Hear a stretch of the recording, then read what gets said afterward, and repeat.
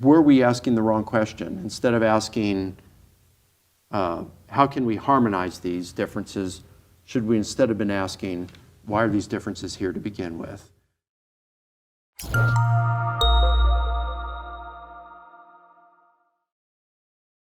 So, we approach Matthew, Mark, Luke, and John, and we know the synoptic gospels are Matthew, Mark, and Luke.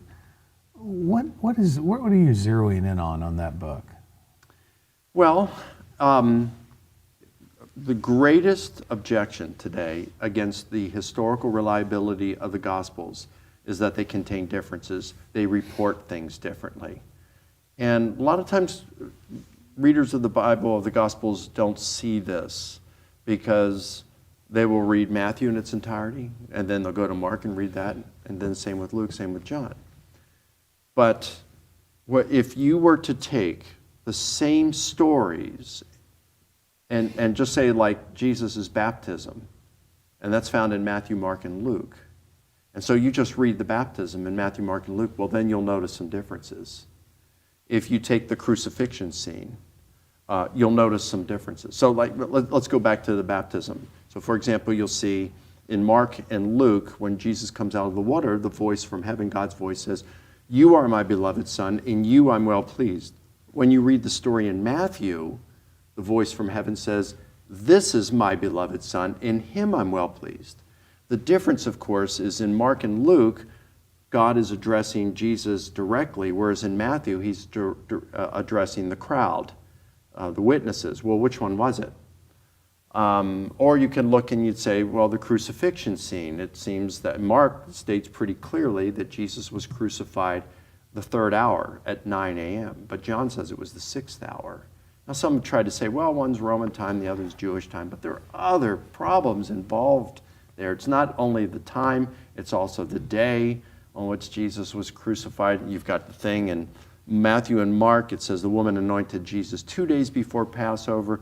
In John, it's 6 days before Passover, and I could go on and on. So I thought, well, I'm going to try to understand these. Now, books have been written on these, and what they tried to do is to harmonize these differences.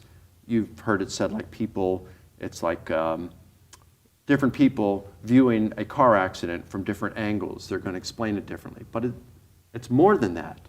Did the woman anoint Jesus 2 days or 6 days before Passover? That can't be explained by different views of the same car accident. So what I did was I read through the Gospels 8 times in Greek up to that point. And I made a list of all the differences that I could find. And you see them a lot more clearly in Greek, the original language in which they were written. And I put together a list of more than 50 pages of these differences. At the same time, I noticed that there were people who were saying, like Richard Burridge in his book, What Are the Gospels? And Craig Keener and David Awney and some others were saying that the Gospels are Greco-Roman biographies. They weren't writing Jewish biographies of the sages back in the 1st century. We don't know why, they just weren't. So Greco-Roman biography is the only game in town. So if I go back to Greco-Roman biographies like Suetonius's Lives of the 12 Divine Caesars or Plutarch's Lives and things like that, what kind of rules were they using back then? And they reported with a flexibility of details that we wouldn't necessarily use today. So I wanted to learn what were their rules and then take those and apply it to the Gospels to see if that what kind of light that might shed on the differences. Were we asking the wrong question? Instead of asking, how can we harmonize these differences, should we instead have been asking, why are these differences here to begin with? And I found that that is the more appropriate question to ask. And if we approach the Gospels a little bit differently and view them through the lenses of 1st century biography, it's amazing how many of these differences just vanish because we can understand why they're there.